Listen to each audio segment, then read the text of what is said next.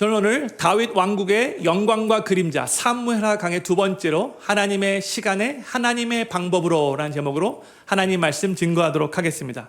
저희는 지난주에 사무엘하 강해를 시작하면서 다윗이 사울과 요나단이 블레셋과의 전쟁에서 죽었다는 소식을 듣고 옷을 찢고 슬퍼하며 금식하고 그들을 위해서 애가를 지어서 부르고 또한 유다 족속 사람들에게도 그 애가를 배워서 부르라고 지시한 내용을 나누었어요. 사울 왕이 이제 죽었으니까 이제 다윗이 해야 할 일은 무엇이었을까요? 다윗은 15살 미만의 나이에 이미 사무엘로부터 기름 부음을 받고 하나님께서 너를 이스라엘의 왕으로 세우셨다라는 그 말을 들었잖아요. 근데 그로부터 지금 15년 이상이 흐른 거예요. 그리고 지난 10년 동안은 사울왕의 추격을 받으며 도망자의 신세로 광야 생활을 하면서 정말로 참 많이 힘들었죠. 다윗의 인생의 최고의 황금기라고 할 수 있는 그의 20대를 그냥 송두리 때 다 광야에서 보내고 이제 다윗은 30세가 됐어요. 이제 다윗을 죽이려고 추격하던 이 사울왕이 블레셋과의 전쟁에서 죽었고 또한 사울왕의 첫째 아들, 둘째 아들, 셋째 아들도 다 죽은 상황입니다. 그렇다면 이제 다윗은 이스라엘의 왕이 되어야 하는 분위기잖아요. 그런데 바로 이 상황에서 다윗은 자신들의 부하들 600명을 거느리고 사울왕이 살던 그 왕궁으로 가서 이제 내가 이스라엘의 왕이라고, 하나님이 이미 나를 이스라엘의 왕으로 기름 부으셨다고 너희들도 다 알지 않냐고 그렇게 선포하면 될 것 같아 보여요. 그렇죠? 그리고 지금 이스라엘이 블레셋과의 전쟁에서 크게 패했기 때문에 이스라엘 군사들의 사기가 많이 떨어졌을 것이고 또한 이스라엘 백성들도 그 어느 때보다도 강력한 리더십이 필요한 상황이라고 할 수 있어요. 다윗이 그냥 생각하기에 내가 빨리 행동하면 행동할수록 상황적으로 왕이 되는 게 빨리 유리하겠구나, 이런 생각이 충분히 들 수 있는 상황이에요. 그런데 바로 이 상황에서 다윗은 어떻게 행동하는가? 오늘 본문 2장 1절이 이렇게 시작합니다. 우리 같이 읽겠습니다. 시작. 그 후에 다윗이 여호와께 물어 가로되 내가 유다 한 성으로 올라가리이까? 여호와께서 가라사대 올라가라. 다윗이 가로되 어디로 가리이까? 가라사대 헤브론으로 갈지니라 했어요. 다윗은 바로 이 상황에서 하나님께 먼저 질문을 했어요. 하나님, 내가 유다 한 성으로 올라가면 되겠습니까? 그랬더니 하나님이 올라가라 말씀하셨죠. 그랬더니 다윗이 또 그러면 어디로 가면 좋겠습니까? 이렇게 질문했더니 하나님이 헤브론으로 가라 이렇게 말씀하세요. 지금 다윗은 먼저 하나님의 뜻을 엿줍는 길을 선택한 거예요. 먼저 하나님께 묻고 하나님께 응답받고 하나님께 순종하는 길을 선택했다는 거죠. 지금 이스라엘의 왕의 자리가 공석인데 그렇다면 빨리 행동을 취하는 것이 중요하다라고 할 수 있는데 빨리 행동을 취하면 취할수록 왕권 교체도 그만큼 쉽게 이루어질 것 같아 보이는데 사실 다윗도 하루라도 빨리 왕이 되고 싶은 마음이 엄청 컸을 텐데 그럼에도 불구하고 다윗은 성급하게 생각하지 않고 먼저 하나님께 차근차근 여쭈어보는 길을 선택했다는 거예요. 왜 그랬을까요? 다윗은 이미 뼈아픈 실수를 통해서 큰 교훈을 배웠잖아요. 하나님께 여쭈어보지도 않고 자기 생각에 옳게 느껴져서 블레셋의 아기스 왕에게 망명했었는데 그때 자기 맘대로 결정했던 거잖아요. 돌아가는 상황만 바라보고. 그런데 그 결과가 어떻게 됐어요? 다윗은 아기스 왕의 눈치만 보면서 계속해서 거짓말을 해야 했고요. 또한 자신이 정복한 성읍 사람들을 학살하는 아주 끔찍한 만행까지도 저지르게 됐죠.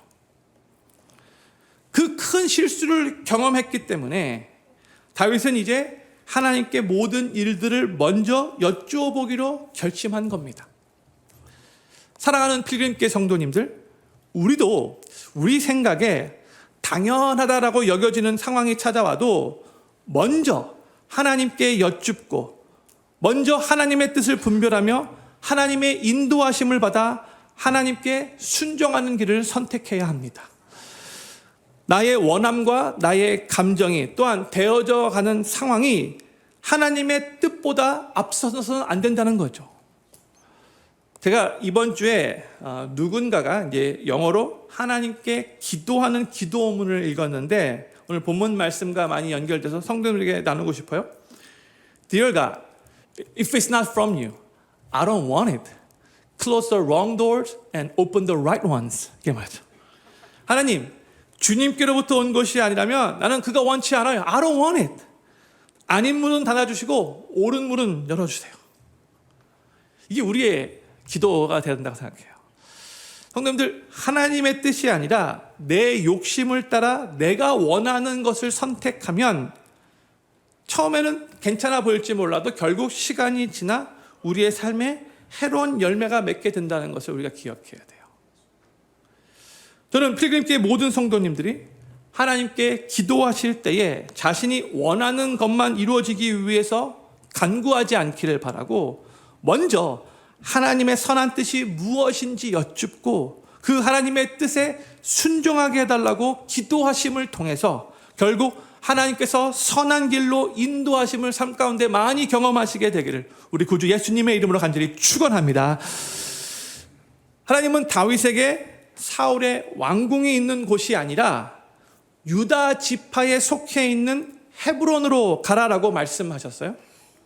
그리고 다윗은 그 하나님 말씀대로 그의 가족과 또 그의 모든 부하들의 가족들을 데리고 헤브론으로 갔습니다. 2절과 3절 말씀 우리 같이 읽겠습니다. 시작. 다윗이 그 두 아내 이스라엘 여인 아히노암과 갈멜 사람 나발의 아내 되었던 아비가일을 데리고 그리로 올라갈 때에 또 자기와 함께한 종자들과 그들의 권속들을 다 데리고 올라가서 헤브론 각 성에 거하게 하니라 했어요. 이 3절 말씀을 한국말로 보면 헤브론 각 성에 거하게 하니라 라고 이렇게 번역되었죠. 근데 영어로 보잖아요. They lived in the towns of Hebron 이렇게 번역되었어요. 저는 여기에 두 단어를 집중하고 싶어요. 첫 번째는 lived, 살았다라는 단어. 두 번째는 towns, towns에 s가 붙어요. 복수형이에요. 마을들이라는 뜻이에요. 그러니까 다윗과 그 부하들의 가족들은 헤브론에 있는 여러 towns, 마을들에 흩어져서 살았다는 거예요. 다윗의 부하들의 남자 숫자만 600명 가량이 됐다고 했죠. 그러니까 가족들의 숫자를 다 합치면 좋기 2,000명이 넘는 숫자인데 그들을 한꺼번에 다 핸들할 수 있는 큰 한 성읍이 헤브론에 없었다는 거예요.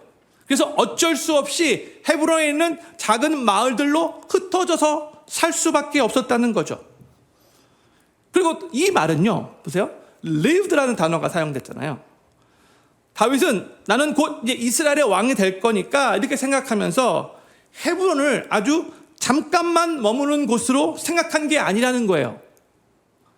다윗은 하나님이 말씀하셔서 헤브론을 거주지로 생각하며 거기서 정착하며 살려고 갔다는 뜻이에요. 하나님께서 다윗에게 헤브론으로 가라라고 말씀하셨을 때에 다윗은 이렇게 이해한 거예요. 그런데 다윗의 입장에서는 하나님, 이제 사울 왕도 죽었고 하나님이 저에게 이스라엘의 차기 왕이 될 거라고 말씀해 주셨는데 이제 제가 온 이스라엘의 왕이 될 시간이 온 것 같은데 하나님은 여전히 저에게 헤브론에 가서 살면서 더 기다리라고 말씀하시는군요. 이런 생각이 충분히 들 수 있는 상황이라는 거죠. 그런데 하나님이 일하시는 방법과 하나님의 타이밍은 우리의 생각과 다를 때가 아주 많잖아요. 그렇죠? 우리는 하나님이 일하시는 방법이 다 이해가 되지 않고 하나님의 타이밍이 더디게 느껴진다 할지라도 여전히 하나님을 신뢰해야 합니다. 성급하게 생각하고 내 느낌대로 섣부르게 행동하면 하나님의 일을 망칠 때가 많이 있어요.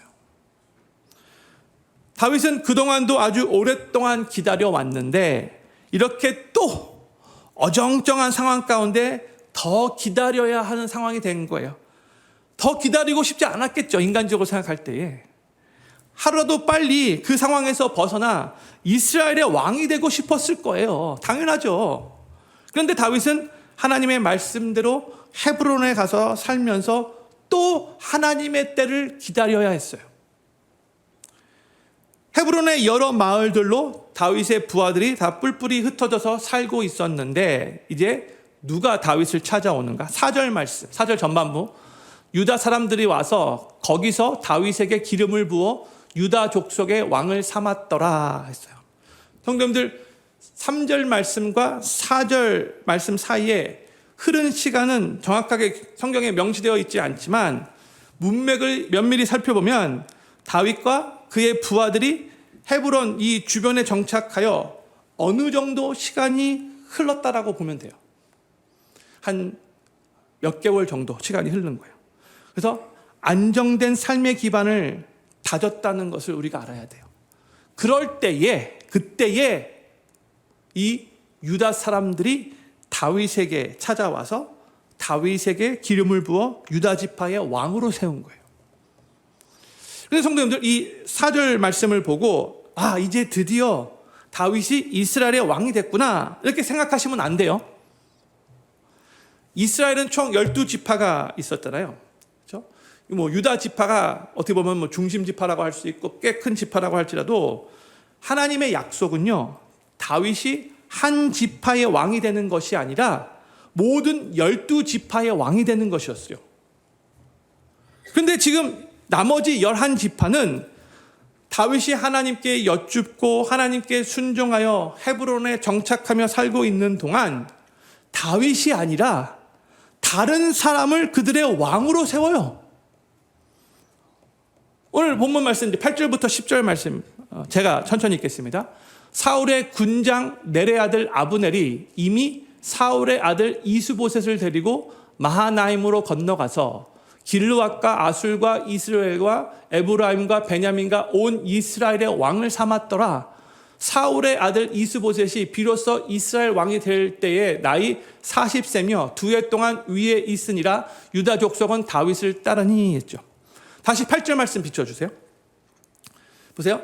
사울의 군장, 군대 장관이었던 아브넬이 사울의 아들 이스보셋을 데리고 마하나임으로 건너갔대요. 9절 보세요. 9절 가면 온 이스라엘의 왕으로 그를 삼았대요. 그러니까 유다 지파를 뺀 나머지 11지파의 왕으로 삼았다라는 말이죠. 그런데 이 이스보셋은 하나님께서 인정하여 하나님이 세운 왕이 아니고요, 한 인간의 욕심으로 세워진 왕이에요. 좀 이따가 이거에 대해서 더 나눌 거예요. 그래서 성경을 잘 살펴보면 그 어디에도 이 이스보셋이 왕으로 기름 부음 받았다라는 내용이 적혀 있지 않아요. 근데 다윗은 성도님들 몇 번 기름 부음 받은지 아십니까?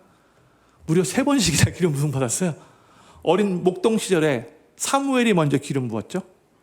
그리고 나서 아까 말했지만 이 유다 지파의 왕으로 기름 부음을 한 번 받았어요. 2번째. 그 다음에 좀 이따 나눌 텐데 전체 12지파의 왕으로 세움받을 때 또 한 번 기름 부음을 받아요. 3번씩이나 다윗은 기름 부음을 받죠. 그리고 오늘 본문 10절 말씀 보면은 유다 족속은 다윗을 따랐다라고 우리들에게 알려주고 있어요. 이로 인해서 이스라엘에는 지금 왕이 둘이 생긴 거예요.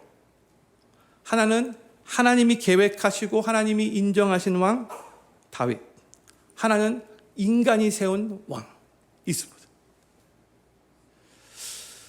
다윗을 온 이스라엘의 왕으로 세우시려는 하나님의 뜻과 계획이 이루어지기까지 또 갈 길이 멀어 보여요. 그렇죠? 사울 왕만 죽으면 다 될 것 같아 보였는데 지금 상황적으로는 그렇지 않다는 거예요. 그런데 여기서 두 인물이 나오는데, 그렇죠? 아브넬과 이스보셋, 이들에 대해서 잠깐 살펴볼게요. 아브넬은 사울의 군대 장관이었다라고 하죠. 사울의 삼촌이었던 넬의 아들이에요. 그러니까 사울과는 사촌지간입니다. 그리고 이스보셋은 사울의 넷째 아들이에요. 첫째부터 셋째 아들은 다 전쟁터에서 죽었죠. 그리고 넷째 아들인데 아브넬은 이스보셋의 오촌 아저씨가 되는 거예요. 사울과 사촌지간이니까. 그렇죠? 그런데 이스보셋이 40이 되었다라고 하고 있어요. 한번 잘 생각해 보고 싶어요. 지금 아버지 사울과 또 위에 있는 형들 3명이 다 블레셋과의 전쟁에 참전했어요. 그런데 그 집안에서 가장 젊은, 그래도 40대지만 그래도 가장 젊은 아들 혼자만 전쟁에 참전하지 않았던 거예요. 그러면 어떤 스타일의 아들이었는지 감이 오시죠? 그렇죠? 이 이스보셋은 용맹스러운 용사가 아니었고요. 도리어 아주 허약한 아들이었다는 거예요. 이제 이 허약한 아들을 사울의 군대 장관이었던 바로 이스보셋의 오촌 아저씨 이 아브넬이 허수아비 왕으로 앞에 세워놓고 본인이 그 뒤에서 권력을 휘두르기 원했던 거예요. 그러면 이 아브넬은 하나님이 다윗을 이스라엘 왕으로 세우려고 한다는 것을, 그 계획을 몰라서 이렇게 행동한 것인가? 아닙니다. 아브넬도 잘 알고 있었어요. 그럼에도 불구하고 하나님의 그 뜻을 거역했던 거예요. 본인의 욕심 때문에. 오늘 본문 말씀은 아니지만 사무엘하 3장 9절 10절을 보면 이제 아브넬이 이스보셋에게 화가 났을 때 이런 말을 해요. 여호와께서 다윗에게 맹세하신 대로 내가 이루게 아니하면 하나님이 아브넬에게 벌 위에 벌을 내리심이 마땅하니라. 그 맹세는 곧 이 나라를 사울의 집에서 다윗에게 옮겨서 그 위를 단에서 브에셀바까지 이스라엘과 유다에 세우리라 하신 것이니라 하매 했죠. 여기 보면 아브넬이 하나님께서 이스라엘을 사울의 집에서 다윗에게 옮기신다고 맹세하신 것을 너무나 잘 알고 있었어요. 그렇죠? 하나님의 뜻이 무엇인지 알고 있었어요. 그럼에도 불구하고 아브넬은 이스보셋을 이스라엘의 왕으로 자기가 추대하는 거예요. 왜죠? 자신이 이스보셋을 앞세워서 뒤에서 권력을 누리고 싶어서. 성도님들, 이 아브넬이 이런 흑심을 품고 있었는데 만약 다윗이요, 사울이 죽은 후에 인간적인 생각으로 곧바로 사울의 왕궁으로 가서 자신이 이제 이스라엘 왕이라고 하나님이 미리 나한테 기름 부으셨다라고 그렇게 선포했다면 어떻게 되었을까요? 만약에 일들이 많이 복잡해질 수밖에 없고요, 또 내란이 일어날 수밖에 없게 되는 거고요, 수많은 사람들이 피를 흘리며 희생자가 되고요, 다윗의 이스라엘의 왕으로서의 출발은 어떻게 보면 아주 어글리하고 혼란스러워지는 것이고요, 그로 인해서 수많은 적들이 생길 수밖에 없는 상황이 될 수밖에 없는 거예요. 하나님은 이렇게 될 거라는 것을 잘 아셨기 때문에 다윗에게 다윗을 위해서 조금 더 헤브론에서 기다리라고 그렇게 말씀하셨던 거죠. 다윗은 잘 몰랐을 거예요. 근데 하나님은 다 알고 계셨기에 하나님이 이렇게 미리 조치를 취하신 거예요. 다윗을 위해서. 이제 사무엘하 2장 12절부터 보면은요, 아브넬이 이끄는 이스라엘의 군대와 요압이 이끄는 다윗의 군대가 싸우는 장면이 나옵니다. 근데 한 나라에 두 왕이 있다는 것은 곧 전쟁이 일어날 수밖에 없다는 상황을 말해주고 있는 거죠. 근데 그 싸움의 결과가 어떻게 됐는가? 오늘 본문 17절 말씀이에요. 그날의 싸움이 심히 맹렬하더니 아브넬과 이스라엘 사람들이 다윗의 신복들 앞에서 패하니라 했어요. 결국 아브넬이 패했어요. 또한 사무엘하 3장 1절 보면 이런 말씀이 기록되어 있어요. 사울의 집과 다윗의 집 사이에 전쟁이 오래매 다윗은 점점 강하여 가고 사울의 집은 점점 약하여 가니라. 그렇죠? 다윗의 집은 점점 강하여 가고 사울의 집은 점점 약해져 갔다. 하나님이 계획해서 세운 다윗이기 때문에 그런 거예요. 그렇죠? 그리고 여러 사건들이 일어나고 나서 결국 이스라엘의 모든 12지파들이 다 다윗에게 나와서 이제 우리를 다스리는 왕이 되어 주십시오라고 요청을 하는 시간이 와요. 이 내용은 사무엘하 5장 1절부터 3절에 기록되어 있어요. 제가 읽도록 할게요. 이스라엘 모든 지파가 헤브론에 이르러 다윗에게 나와 말하여 가로되 보소서 우리는 왕의 골육이니이다.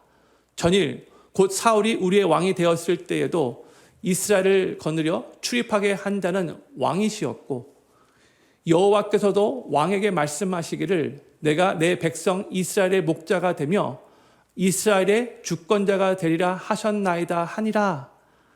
이에 이스라엘 모든 장로가 헤브론에 이르러 왕에게 나아오매 다윗 왕이 헤브론에서 여호와 앞에서 저희와 언약을 세우며 저희가 다윗에게 기름을 부어 이스라엘 왕을 삼으니라. 이 2절 말씀을 보면 이스라엘 12지파가 하나님의 계획이 다윗에게 있는 거 다 알고 있었죠. 근데 끝까지 거역한 거예요. 나중에 결국 7년 반이 지나고 나서 이들이 다윗에게 나온 거죠. 근데 성도님들, 다윗은요, 그냥 유다 지파만의 왕으로 있으면서 자신이 이 이스라엘 12지파의 왕이 되기 위해서 무슨 인간적으로 뭐 일을 꾸미면서 인간적인 방법으로 애를 쓴 것은 하나도 없어요. 다윗은 그저 하나님 말씀에 순종하여 헤브론에 머물러 있었을 뿐이고 유다 지파만의 왕으로만 섬기고 있었던 거예요. 그렇게 7년 6개월의 시간이 지나간 거예요. 그러다가 하나님의 때가 되니까 자연스럽게 온 이스라엘이 다윗에게 찾아와서 이제 우리의 왕이 되어 주십시오라고 요청하게 된 거예요. 모든 이스라엘 백성들이 인정할 수밖에 없는 그 타이밍에 다윗에게 요청한 거예요.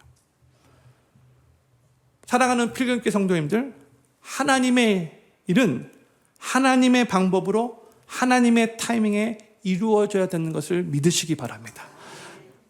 하나님께서 하셔야 할 일을 사람이 사람의 방법으로 자기가 원하는 타이밍에 이루려고 할 때에 성경은 그것을 유능함이라고 말하지 않고요, 불신앙이라고 말을 해요.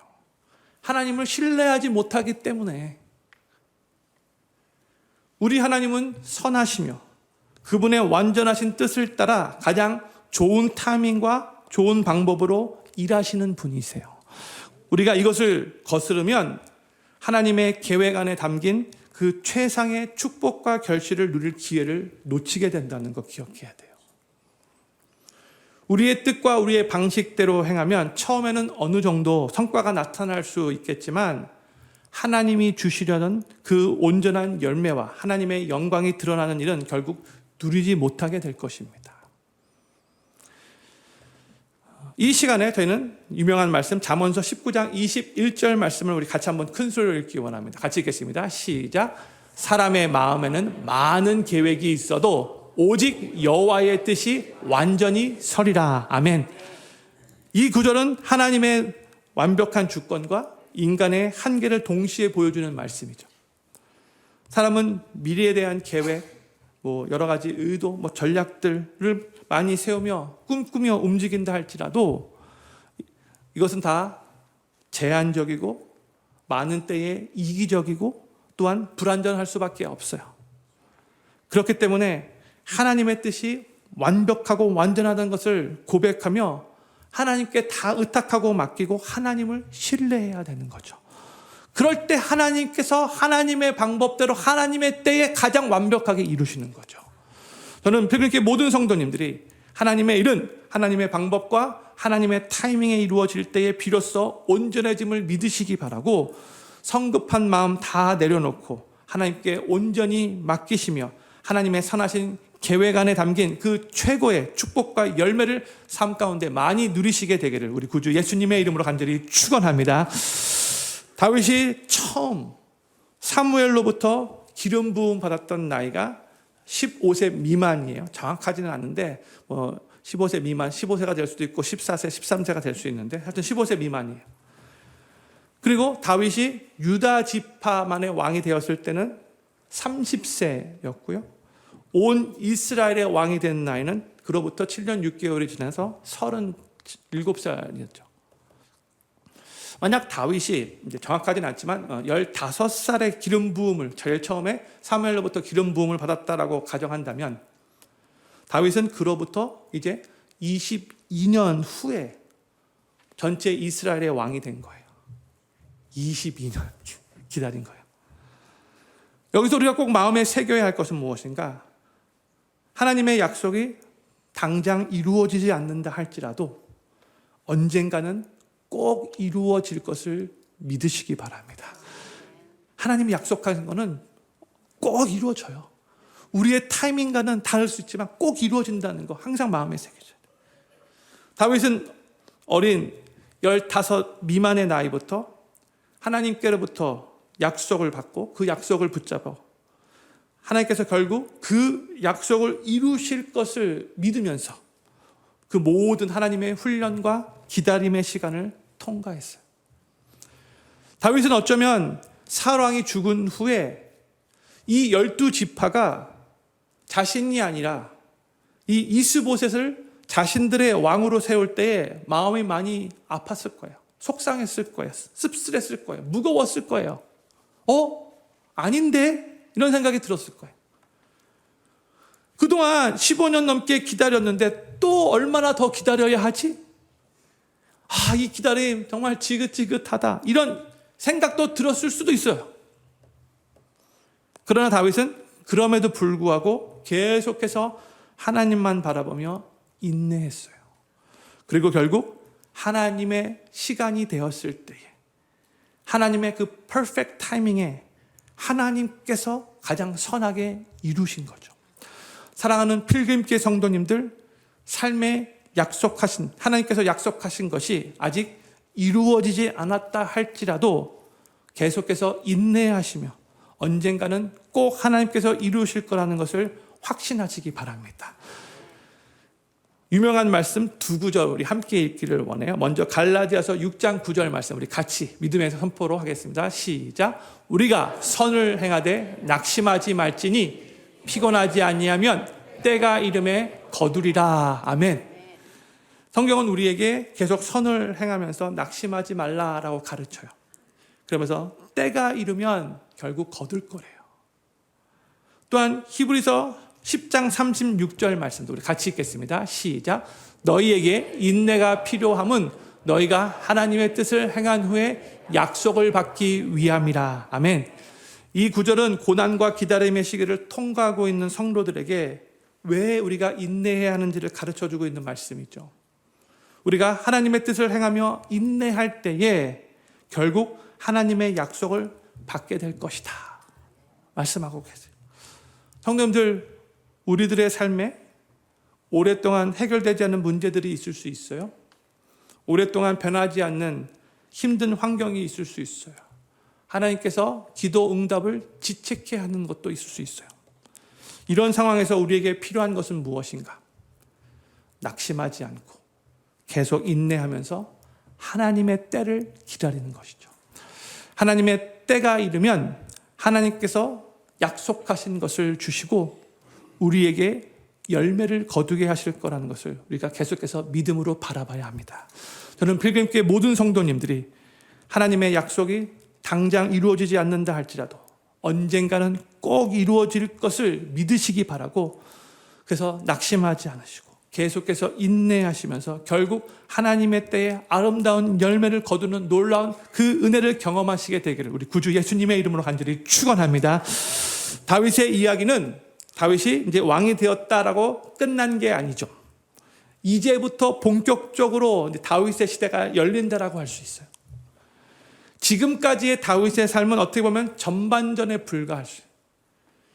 이제 다윗은 이스라엘의 왕으로서 이 하나님 나라 백성들을 하나님의 마음으로 다스리고 이끌고 돌보는 하나님의 선한 뜻을 이루는 왕으로 이제 멋지게 활약하게 될 거예요. 그동안에 그 훈련을 잘 받았기 때문에. 사무엘하 5장, 아까 우리가 읽었지만 이스라엘의 장로들이, 그러니까 다 온 12지파 이스라엘 장로들이 다윗에게 나와서 왕이 되어달라고 부탁하면서 뭐라고 말하는가 다시 한번 제가 읽고 싶어요. 2절 중반부에 여호와께서 왕에게 말씀하시기를 내가 내 백성 이스라엘의 목자가 되며 이스라엘의 주권자가 되리라 하셨나이다 하니라 하면서 왕이 되어 주십시오 이렇게 말하고 있는 거죠. 이게 무슨 말이냐면 우리에게는 이제 목자 같은 왕이 필요합니다. 이런 뜻이죠. 당신이 이제 우리의 목자가 되어 주십시오. 우리를 착취의 대상으로 여기는 그러한 왕이 아니라 우리를 양처럼 돌보아주는 목자와 같은 왕이 되어 주십시오. 다윗 당신은 바로 그런 왕이 될 거라고 믿습니다. 하나님이 그렇게 말씀하시지 않으셨습니까? 이런 의미로 말한 거죠. 아버지 이새의 양을 치던 목동 출신의 다윗이 이제 하나님의 백성인 이스라엘을 돌보는 목자로 세워지는 순간이에요. 왕인데 이스라엘 백성들의 목자로 세워지는 거죠. 다른 이방 나라들과는 완전 다른 왕이에요. 여태까지의 다윗의 삶은 하나님이 다윗을 이스라엘의 목자와 같은 왕이 되게 하기 위해서 연단하시고 훈련하시며 준비시킨 과정이라고 할 수 있어요. 그리고 이제부터는 그렇게 하나님께로부터 빡세게 훈련받은 이 다윗이 이 이스라엘의 목자와 같은 왕이 되어서 이 이스라엘 백성들을 양과 같이 품는 목자가 되고 이 또 이스라엘을 하나님의 제사장 나라로 열방에 이 하나님을 멋지게 증거하는 나라로 다윗이 세워가게 될 거예요.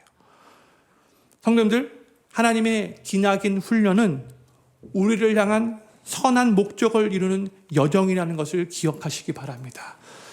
이 목적 때문에 하나님이 다윗을 그토록 오랫동안 훈련시키신 거예요. 그 끔찍한 광야 훈련. 하나님은 다윗이 이스라엘 백성들의 참된 목자가 되기를 원하셨고요.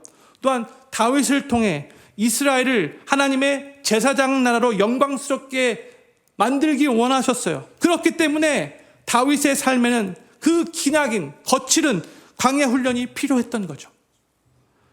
마찬가지로 우리의 삶에 성도님들 하나님의 훈련을 받을 때에 훈련받는 그동안은 그 시간이 정말로 힘들겠지만 우리는 그 훈련을 두려워하지 않고 이상하게 여기지 않고 그 훈련이 우리의 삶에 줄 수 있는 모든 유익들을 얻으면서 우리의 삶이 하나님 안에서 아름답게 빚어지고 잘 준비되게 해달라고 기도하셔야 돼요. 로마서 5장 3절 4절 말씀 우리 같이 읽겠습니다. 시작. 다만 이뿐 아니라 우리가 환난 중에도 즐거워하나니 이는 환난은 인내를 인내는 연단을 연단은 소망을 이루는 줄 알미로다. 아멘. 이 말씀과 같이 하나님께서 우리에게 환난을 주시는 목적은 인내를 배우게 하기 위해서예요. 그리고 하나님은 그 인내의 시간을 통하여 우리의 삶을 연단하세요. 또한 하나님은 그 연단을 통해 우리로 하여금 이 세상의 것들 멀리하고 저 하늘의 것들, 영원히 가치 있는 것들, 저 하나님 나라를 더 소망하게 만든다는 거죠. 왜요? 이 세상에서의 삶은 잠시 있다 가는 거기 때문에. 결국 저 영원한 하나님 나라가 진짜이기 때문에. 그렇기 때문에 우리의 삶에서 우리를 힘들게 하는 사람들, 오랫동안 변하지 않는 열악한 환경들, 기다리고 기다려도 더 인내하며 기다려야 하는 그 기다림의 시간들, 이 모든 훈련의 상황은 하나님께서 우리를 연단하시고 우리를 아름답게 빚으시기 위해서 하나님의 선한 목적을 이루기 위해 준비해 놓으신 하나님의 사랑의 손길이라는 것을 믿어야 합니다. 말씀을 끝맺으면서 예수님을 한번 생각해 보고 싶어요. 성도님들, 우리 예수님은 하나님의 약속의 완성이세요. 예수님은 하나님의 약속의 완성이세요. 갈라디아서 4장 4절에 이렇게 선포하죠. 때가 참에 하나님이 그 아들을 보내사, 때가 참에 하나님의 퍼펙트 타이밍에 하나님의 아들을 보내신 거예요. 하나님의 시간에 하나님의 방법으로 하나님의 약속이 예수님 안에서 이루어진 거예요. 그리고 우리의 구원을 이루시기 위해 예수님께서 걸어가신 그 십자가의 길도 인내와 고난과 순종의 길이었다는 것. 하나님의 아들로 이 땅에 오신 그 예수님조차도 이 땅에서 30년이라는 시간을 기다리시면서 공생애를 준비하셨잖아요. 공생애 3년 동안은 끊임없는 고난과 거절을 경험하셨어요. 그러면서도 예수님은 하나님의 뜻을 그대로 따르시면서 구약에서 그분에 대해 예언된 그 말씀들을 하나하나 다 성취하셨어요. 심지어 십자가 위에서 못 박혀 죽으시는 그 순간까지도 하나님의 말씀을 그대로 다 성취하셨어요. 그리고 결국 십자가에서 죽기까지 순종하셨다고, 그걸 통해서 하나님의 구원의 계획을 이루셨다고 성경이 우리들에게 가르치고 있죠.